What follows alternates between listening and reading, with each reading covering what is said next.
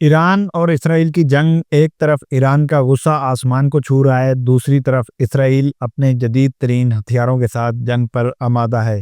مشرق وسطیٰ کی زمین لرز رہی ہے اور پوری دنیا سوال کر رہی ہے، کیا یہ تیسری عالمی جنگ کا آغاز ہے؟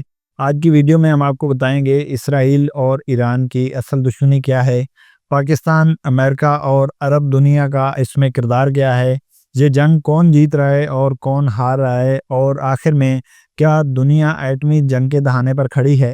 جنگ کا آغاز کیسے ہوتا ہے؟ یہ سب ایک رات میں شروع ہوا جب اسرائیل نے ڈرون، میزائلز اور دھماکوں کا ایک نہ ختم ہونے والا طوفان ایران میں برپا کیا۔ اسرائیل نے ایران کے نیوکلیئر سائٹس اور فوجی اڈوں پر حملہ کیا۔ اس کے مقابلے میں ایران نے فوری رد عمل دیا۔ ایران نے کہا کہ ہم بدلہ لیں گے اور اپنے خون کا حساب جو ہے وہ ضرور لیں گے۔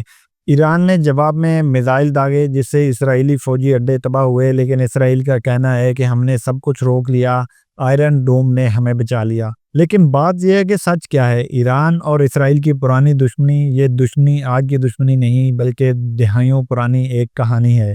خون، سیاست اور اقتدار کی جنگ ہے۔ ایران کہتا ہے اسرائیل ایک ناجائز ریاست ہے۔ اسرائیل کہتا ہے ایران دنیا کا سب سے بڑا دہشت گرد پروموٹر ہے۔ یہ جنگ صرف سرحد کی نہیں، عقائد اور نظریات کی جنگ ہے۔ جنگ میں استعمال ہونے والے دونوں ممالک کے ہتھیاروں کی بات کی جائے تو اس لحاظ سے یہ جنگ عام جنگ نہیں، یہ ہائی ٹیک وار ہے۔ ایران کے پاس موجود ہے شہاب 3 میزائل، فتح 110 میزائل اور ڈرونز اس کے پاس ہیں شاہد 136۔ لیکن اس کے مقابلے میں اسرائیل کے پاس F-35 امریکہ کا اسٹیلتھ جیٹ ہے، آئرن ڈوم ڈیفنس سسٹم موجود ہے۔ اس کے علاوہ جدید سائبر ڈیفنس جسے دیوار آہن کہتا ہے وہ موجود ہے۔ دونوں ملکوں نے ایک دوسرے کے سسٹمز ہیک کرنے کی بھی کوشش کی ہے، جس کی وجہ سے جنگ اب سائبر سپیس بھی جاری ہے۔ عالمی رد عمل کی بات کی جائے تو دو بڑے دشمن آپس میں جب ٹکرائیں تو دنیا خاموش بالکل نہیں بیٹھتی۔ اس میں امریکہ نے اسرائیل کا کھلا حمایتی ہونے کو بھی تسلیم کیا ہے، کیونکہ صدر ٹرمپ نے ایران کے لیے غیر مشروط امن کی خواہش رکھی ہے۔ دوسری طرف روس ایران کا خاموش اتحادی بن کے سامنے آیا ہے، کیونکہ ماسکو نے اسرائیل کے حملوں کی بھاری مذمت کی اور ایک آنے والی کشیدگی پر تشویش ظاہر کی۔ صدر پوٹن نے کہا کہ وہ کشیدگی کم کرنے کے لیے روسی امریکی ثالثی کی حمایت کرتے ہیں۔ چین دونوں کی جنگ سے روکنے کی اپیل کر رہا ہے۔ چین کے صدر نے شدت سے حملوں پر تشویش کا اظہار کیا اور تمام فریقوں سے جلد تناؤ کم کرنے کی اپیل کی ہے۔ پاکستان کی بات کی جائے تو پاکستان نے کہا کہ ہم ہر مظلوم کے ساتھ کھڑے ہیں۔ اسلام آباد نے ایران کے ساتھ اظہار یکجہتی کیا اور اپنے شہریوں کو عارضی طور پر ایران اور عراق کا سفر ملتوی کرنے کا مشورہ دیا۔ سعودی عرب نے اسرائیلی حملوں کو شدید تنقید کا نشانہ بنایا، انہیں ظلم اور عالمی قوانین کی خلاف ورزی قرار دیا اور اقوام متحدہ سے فوری اقدامات کا مطالبہ کیا۔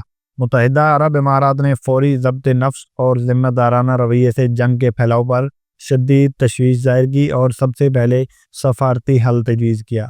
زمینی حقیقت کی بات کی جائے یا یہ دیکھا جائے کہ کون جیت رہا ہے یا اس جنگ کے نقصانات کیا ہیں، تو ایران کے 3 نیوکلیئر سائٹس کو نقصان ہوا ہے، 70 سے زیادہ لوگ شہید ہو چکے ہیں اور 11 ملٹری بیسز پر حملہ ہوا ہے۔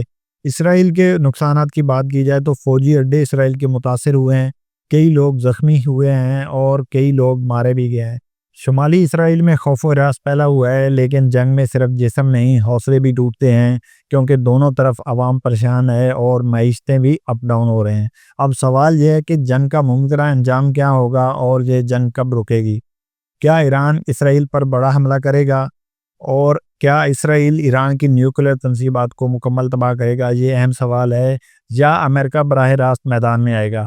کیا دنیا ایٹمی جنگ کی طرف جا رہی ہے؟ اگر یہ جنگ جاری رہی تو خلیج فارس میں تیل بند ہو جائے گا، عالمی منڈیاں بھی گر جائیں گی اور لاکھوں لوگ بے گھر ہو سکتے ہیں، کیونکہ جنگ میں کوئی فاتح نہیں ہوتا، صرف لاشیں گرتی ہیں، ماؤں کی گودیں اجڑتی ہیں، بچے یتیم ہوتے ہیں۔ ایران اور اسرائیل کو سوچنا ہوگا، کیا دشمنی اتنی قیمتی ہے کہ نسلیں مٹ جائیں یا بات چیت سے بہتر مستقبل ممکن ہے؟ ہم دعا گو ہیں کہ امن قائم ہو اور دنیا ہتھیار نہیں محبت چنے۔